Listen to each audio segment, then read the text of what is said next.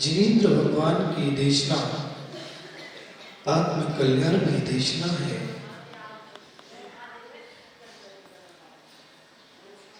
वो मनुष्य जैसे मेघ का बारिश का पानी जब चट्टानों पर गिरता है, पहाड़ों पर गिरता है, तो शनि शनि पहाड़ चट्टानें भी गिर जाया करती है। मेघ का बारिश का पानी जब चट्टानों पर गिरता है तो चट्टानें भी गिर जाया करती है। जब जिनेंद्र भगवान की देशना सुनता है जीव तो भव भव के कर्मों की निर्जरा ठीक हो जाती है। श्रद्धा पूर्वक, समर्पण पूर्वक, भक्ति पूर्वक जिनेंद्र भगवान की यदि हमने देशना को सुना है तो इस संसार में शरीर के रोग अनंत है। आचार्यों ने कहा है एक अंगुल के पूरे में 96 रोग है। और इस संसार के में इस जीव के शरीर में अनेक रोग भरे हुए हैं। इन रोग का यदि शरीर में होता है तो डॉक्टर के पास जाकर के इलाज करवाते हैं। शरीर में यदि कोई रोग हुआ है तो डॉक्टर के पास जाकर के इलाज करवाते हैं शरीर का रोग ठीक करने के लिए। लेकिन भुवनेश्वर मन में यदि कोई रोग भर गया है तो किसके पास जाओगे? किसके पास जाओगे भैया? भगवान तो मुख बैठे हैं, मोल लिए बैठे हैं।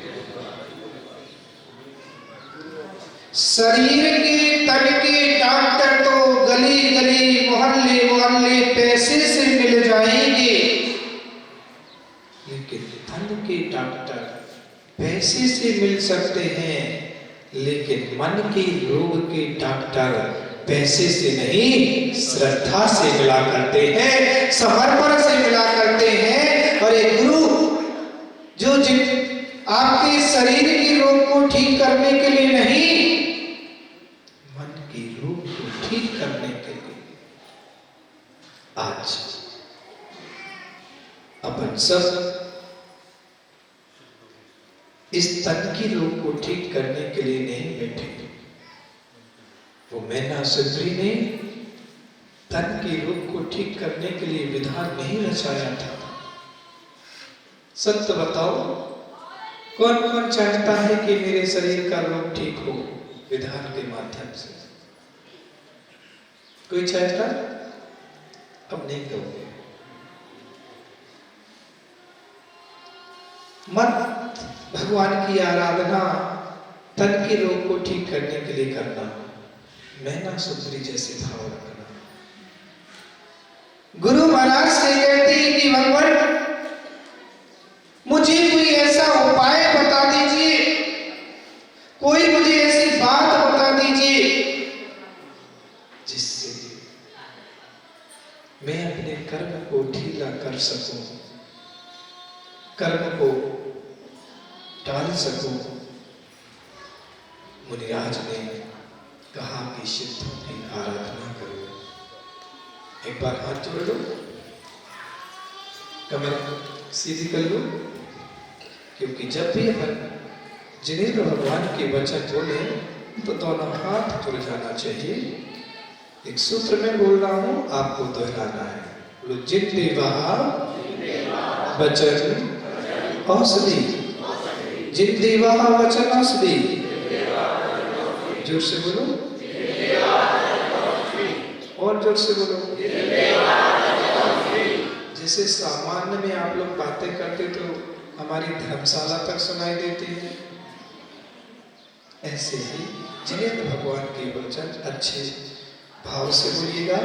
जिन देवा वचन औषधि, जोर से बोलो। एक बार और, एक बार और। याद हो गया? हो गया? अब इसको समझिए। जिन देवा वचन औषधि, जिनेंद्र भगवान के जो वचन हैं, जिनेंद्र भगवान के जो वचन हैं वो परम औषधि का काम करती है। जैसे डॉक्टर के पास जाकर के एक इंजेक्शन, एक गोली लेकर के आते हैं तो तनका रोग ठीक होता है, ऐसे जब मन उदास हो, जब मन बिलख रहा हो, परिणाम अशुभ हो रहे हो, तो उस समय जिनेंद्र भगवान के वचनों का स्मरण करना, और उस समय जिनेंद्र भगवान का स्मरण करना, वो सती अंजना, सती सीता, सती मैना सुंदरी, जब जब अशुभ कर्म उदय आए, जब जब कर्म उदय आया, जब अशुभ कर्म उदय आया, तो परिवार को याद नहीं किया, घर को याद नहीं किया, रिश्तेदारों को याद नहीं किया। माताओं सुनो ध्यान से, जब जब शुभ कर्म आए तो परिवार को मत बुलाना, उनको याद नहीं करना।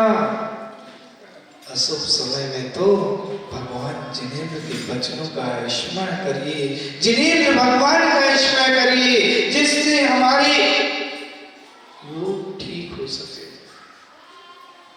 असाता साता में बदल सके। एक ही उपाय है पंचम काल में जो हमारे अशुभ भावों को शुभ में बदल सकता है, वो है जिन वचन। कौन से वचन? जोर से बोलो। जिन वचन, जिनेंद्र भगवान के वचन एक ऐसे वचन है, उनकी औषधि ऐसा है जो जन्म जरा मृत्यु जैसे रोग को ठीक करता है। उन रोगों को ठीक करने के लिए इस सामर्थ्य है। पद्म पुराण में रवि सेनाचार्य महाराज ऐसे वचनों का भाव करते हुए कहते हैं, और आपने शास्त्रों में पठान ग्रंथों के स्वाध्याय किया, उसमें सती अंजना की कहानी भी सुनी कि जब अशुभ कर्म आया तो सासू ने घर से निकाल दिया, घर से निकाल दिया, और घर से निकाल दिया तो सोच रही है कोई बात नहीं, घर से निकाला है लेकिन मेरी माँ तो है। बहुओं मत इतराना अपने मायके पर, सुनो मत इतराना, क्योंकि जब अशुभ कर्म आता है ना, कोई काम नहीं आता। उस समय सती अंजना सोच रही कि मैं अपनी माँ के घर चली जाऊंगी। तुरंत उठाया डेरा बिंडल, कहाँ पहुंच गई? बोलो जोर से। माँ के जैसे पहुंची माँ के घर, माँ को अपनी पूरी कहानी सुना दी। माँ ने अपने स्वामी से कहा, मतलब उसके पिता से कहा, पिता ने कह दिया इस बालिका के लिए घर से बाहर निकालो, इसने अपने परिवार को कलंकित कर दिया, परिवार को कलंकित कर दिया है। माँ ने भी शरण नहीं दी, पिता ने शरण नहीं दी, और घर से बाहर निकाल दिया, घर से बाहर कर दिया। सुनो, कितना भी असाता कर्मोदय आ जाए, कितना भी अशुभ कर्मोदय आ जाए,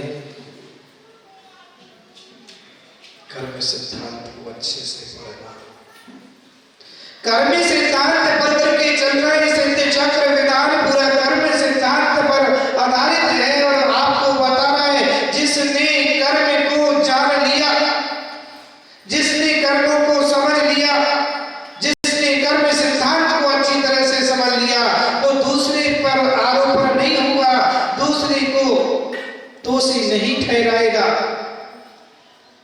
कर्म कितने होते हैं? कर्म प्रगतियां कितनी होती हैं? मूल 8 कर्म है। कितने कर्म है? लेकिन कर्म की जब प्रगतियां देखते हैं तो कर्म की प्रगतियां 148 कर्म, और इस विधान के माध्यम से कर्म काट तो सकते नहीं, कर्म क्षय तो कर नहीं सकते हो। कर्म क्षय कर लोगे तो आप लोग यहां नहीं बैठोगे। कहां नहीं बैठोगे? यहां नहीं बैठोगे। कहां पर बैठोगे? तो अभी कर्म क्षय नहीं कर सकते, लेकिन जो हमारी कर्म बंधे हुए हैं उनको ढीला तो, और ढीला करने के लिए क्या है? एकमात्र निमित्त है भक्ति। क्या है? जोर से बोलो, भक्ति। जिनेंद्र भगवान की भक्ति से हम अपने निदत्ति निकांच जैसे कर्म को ढीला कर सकते हैं। उन कर्मों को भी ढीला करने में कोई सामर्थ्य है तो एकमात्र भक्ति है जिनेंद्र भगवान की। आज जो आप लोग कर रहे हैं, जो आपको करने को अवसर प्राप्त हुआ, दादाजी पुण्यार्जन परिवार, क्या नाम? सुरेश दादाजी, आपका कितना साथी से पुण्य योग आया। द्रव्य तो मेरे पास सबके पास है, वैभव की कमी नहीं है संसार में, पैसे की कमी नहीं है, धन की कमी नहीं है, संसार में सबके पास धन है, लेकिन कमी होती है तो पुण्य की कमी होती है। जो पुण्य वाला होता है वही भगवान की भक्ति कर पाता है, वही भगवान की आराधना कर पाता है। रावण के पास पैसा था, चक्रवर्ती के पास पैसा था, रावण ने जब पैसे का उपयोग किया तो सोने की लंका बनवा ली जो जल करके राख हो जाती है, और भरत चक्रवर्ती ने पैसे का उपयोग किया तो सोने के 72 जनाले बनवा दिए जो जयवंत आज तक है। पैसा का उपयोग करना, कहां करना है, कैसे करना है, आज आपने अपने पैसे का उपयोग किया और ऐसे सुयोग्य पुत्र परिवार के लोग मिल गए जिन्होंने हाँ कह दिया, जिन्होंने कह दिया ठीक पिताजी, ठीक दादाजी, आपकी भावनाओं को पूरा करेंगे। अंतर ऐसे पुत्र होते जो कह देते नहीं, मुझे तो प्लाट खरीदना है, मुझे तो जमीन खरीदना है। भैया पुण्यशाली, बहुत पुण्यशाली जीव हो कि अष्टांग के महापर्वों में ऐसे सिद्धों की आराधना करने के लिए मिल रहे हैं। अब इस पुण्य को पुण्य सत्ता में लगा लेना। किस में लगा लेना? जोर से बोलो। पुण्य तो उदय में आ गया, लेकिन पुण्य के उदय में भी लोग पाप करते हैं। पुण्य सत्ता में भी पाप करते हैं। पुण्य सत्ता में एक ही वैभव है, शरीर अच्छा है, सर्वांग सुंदर है, लेकिन 10 बजे सो के उठे रहे। क्या कर रहे हो? 10 बजे सो के उठे, नहाए धोए और पहुंच गए दुकान और पापों में आसक्त हो गए। ना धर्म, न पूजा पाठ, न दान, कोई से मतलब नहीं। भैया पुण्य को पुण्य में लगाओगे तो एक दिन महापुण्यशाली बन जाओगे। अभी आप लोग पुण्यशाली हो कि महापुण्यशाली हो? बोलो भैया, पुण्यशाली हो कि महापुण्यशाली? जल्दी बोलो, समय कम है, आपको सुनना भी है और विधान भी करना। पुण्यशाली हो कि महापुण्यशाली? क्या हो? कहीं से आवाज आ रही, महापुण्यशाली। भैया महापुण्यशाली तुम हो गए तो फिर हम लोग क्या हो गए? आप सब पुण्यशाली हैं कि जो सुबह उठ करके लोग विषय वासनाओं में फंस जाते हैं, भोगों में फंस जाते हैं, लेकिन पुण्यशाली वो लोग होते हैं जो सुबह उठ करके कलश लेकर के भगवान के ऊपर कलश ढालते हैं। वे पुण्यात्मा जीव हैं और इस पुण्य से महापुण्य को कमा रहे हैं। धीरे धीरे पुण्य फलारिहंता, यही पुण्य अरिहंत पद की ओर देने वाला, मुनिराज की बनाने वाला एक पुण्य है। आचार्य कुंद देव स्वामी ने सार में कहते हैं कि श्रावक का कर्तव्य है कि दानव पूजन सावक धर्मो, दान पूजा करना श्रावक का मुख्य कर्तव्य है कि दान करे, पूजन करे। दान पूजन करने का मुख्य कर्तव्य, दान पूजन भक्ति से। भक्ति करते समय दो चीजें याद रखना, भक्ति में थोड़ा सा पागलपन और भक्ति में थोड़ा सा भोलापन, दो चीजें रखना। क्या क्या रखना है? सौधर्म कौन है? दादाजी। अब तुम दादा नहीं बचे, अब तुम स्वर्ग के स्वर्गाधिपति सौधर्म हो। कौन हो? सौधर्म।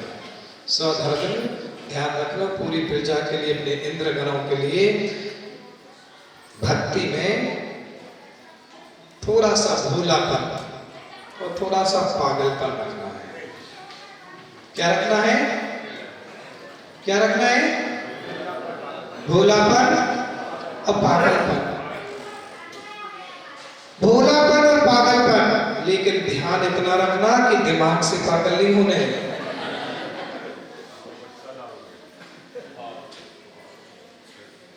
वो सबरी जैसे, चंदन वाले जैसे पागल होना है। जब सबरी भक्ति में पागल होती है तो अपने हाथ से रास्ते को साफ कर रही है कि प्रभु राम मेरे द्वार पर आएंगे। चंदन वाला जेल में भी है, हथकड़ी लगी हुई है, तब भी कह रही है स्वामी नमोस्तु नमोस्तु नमोस्तु। सारे लोग कह रहे ये तो पागल हो गई है, इसके घर पर क्या प्रभु राम जाएंगे, क्या प्रभु महावीर स्वामी इसके घर पर जाएंगे।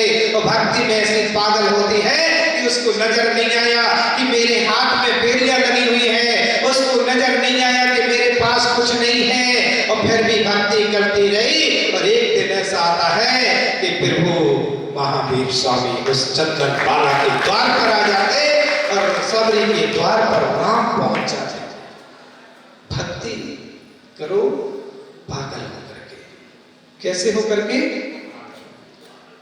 पागल में कुछ समझ नहीं आता, ऐसे धुन में हो जाती है कि 10 बज गए, 10:30 बज गए, 11 बज गए, 12 बज गए, कोई समय का ध्यान नहीं है। चिंता नहीं करना, अब भैया नहीं कराएंगे तुमको 12 बजाएंगे, तुम्हारे लिए 12 नहीं बजाएंगे। वो भक्ति करते समय कौन आ रहा है, कौन जा रहा है, कौन क्या कर रहा है, कोई मतलब नहीं, तल्लीन हो जाता है भगवान की भक्ति में। तो थोड़ा सा भोलापन, जैसे थोड़ा सा माइंड से कमजोर व्यक्ति होता ना, मंद बुद्धि, तो वो कैसा भोला होता है, उसको गाली दो सकते, उसको कुछ भी बोलो तो क्या करता है? हंसता है। अच्छे में भी हंसता है, बुरे में भी हंसता है। उसको ये पता नहीं है कि क्या हो रहा है, मुस्कुराता रहता, हंसता रहता है। ऐसे ही कोई आकर के अशुभ भी बोल जाए तब भी भक्ति करते समय मुस्कुराते रहना, उसकी बातों पर ध्यान नहीं देना कि इसने मुझसे क्या कह दिया, इसने मुझसे क्या बोल दिया। बस प्रसन्न रहिए, खुश रहिए। आज भगवान की भक्ति करने के लिए आप सब बैठे हैं। सिद्धों की आराधना, सिद्ध चक्र विधान, जो विधि को बदले उसका नाम विधान है। किसको बदलने के लिए बैठे हो? कौन सी विधि? कर्म की विधि को बदलने के लिए बैठे हैं। किसको? कर्म की विधि को बदलने के लिए बैठे हैं। जो हमारा असाता कर्म चल रहा है, हम इस विधि के विधान को कर करके अपने असाता को साता में बदलने के लिए बैठे हैं कि भगवान साता कर्म कर्म ढीले हो, हमें संसार से पार समय आपका हो रहा है। समय कह रहा है कि भक्ति करते रहे, तो भक्ति में पागलपन और थोड़ा सा भोलापन बना करके रखे। भक्ति वो गुरुदेव की प्रति आपने अभी देखी है माता जी की, और हर श्रावक की और हर देश का एक एक बच्चा गुरु के प्रति इतना समर्पित था। और गुरु की मुद्रा, अभी हम लोग कुंडलपुर से आ रहे हैं और जून में भी कुंडलपुर गए थे 4 मास के पहले। तो मैं 2 दिन रहा कुंडलपुर में, और वहां पर महाराज लोग भी हैं और 20 तक पीछे थी वहां पर, सब मिला करके 30 पीछे हुए थे। पुण्य सागर जी का भी 20 साधुओं का पहुंच गया था, विराट सागर जी, विशद सागर जी, हम लोग ऐसे 30 पीछे थे। लेकिन कुंडलपुर में अभी मैंने 2 दिन जो एहसास महसूस किया कि रूखा रूखा सा सूना सूना सा कुंडलपुर पड़ा हुआ है। इतने साधु होने के बाद भी कुंडलपुर बिल्कुल सूना सूना। जून में गए थे जब आचार्य भगवान कुंडलपुर में नहीं थे, कुंडलपुर में गुरुदेव नहीं थे, तब भी कुंडलपुर में इतनी रौनक सी महसूस हो रही थी जैसे गुरुदेव यहाँ बैठे हो। उनकी बरकरार, उनका आभा मंडल इतना प्रभावित था। लेकिन आज गुरुदेव नहीं है, लेकिन सबको इस बात की कमी खल रही है। इस बात को सब महसूस करते हैं, क्योंकि मैं दूर का नहीं, मैं तो यहीं का हूँ, नजदीक का। और मैंने तो बाल अवस्था से गुरुदेव को देखा है। सबसे पहले दर्शन दिगंबर साधु में हुए तो आचार्य भगवान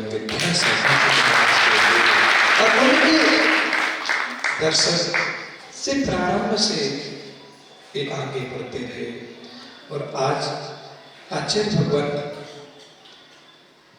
की कमी संसार के प्राणी मात्र के लिए, लेकिन एक बात पे विश्वास, कर्म सिद्धांत को सब लोग जानते हैं और ये भी समझते हैं गुरुदेव भले नहीं है, लेकिन दिलों से दूर भी नहीं है। हर दिल में गुरु का वास है और उनकी बरगराएं आज भी हम लोगों के पास है। अपन सब गुरु भक्ति में, प्रभु भक्ति में ऐसे ही मन को लगाएं और यही समझें, यही मन को लगाएं कि आज गुरुदेव हमारे समक्ष ही हैं, क्योंकि उनके किए हुए कार्य, उनका चारित्र, उनका संयम, लोग दुनिया के संसार के लोग आज कॉलेज जा रहे हैं, डिग्रियां प्राप्त कर रहे हैं। कोई कह रहा मुझे डॉक्टर बनना है, कोई पीएचडी कर रहा है, कोई किसी लाइन में जा रहा है। संसार के लोग डिग्रियां लेने के लिए भाग रहे हैं, लेकिन गुरुदेव ऐसे थे जिन्होंने कोई डिग्री प्राप्त नहीं की, कोई पीएचडी नहीं की, लेकिन आज उनके चारित्र पर, उनके संयम पर आज लोग पीएचडी कर रहे हैं, उनके ऊपर पीएचडी करने लगे हुए हैं। ये उनका व्यक्तित्व था, ये उनकी साधना का प्रभाव था। आज हमारा जीवन गुरु भक्ति में, प्रभु भक्ति में हमेशा समर्पित रहे, यही आप सबके लिए कहना चाहूँगा। और जब भी मन उदास हो तो जिन देवा वचन औषधि, जिन्हें में भगवान के वचनों का रसपान करें और जिनेंद्र भगवान का रसवाधन करते हुए अपने मन को, अपने विचारों को, भावों को बदलें और ऐसे भाव रखें, प्रशस्त भाव, परिणाम प्रशस्त करते हुए अपने कार्य करते हैं।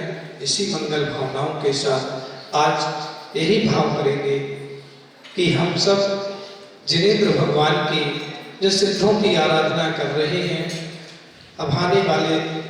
अभाना वाले बहुत पुण्यशाली जीव हैं कि यहाँ से आए दिन साधु संतों का समागम मिलता रहता है।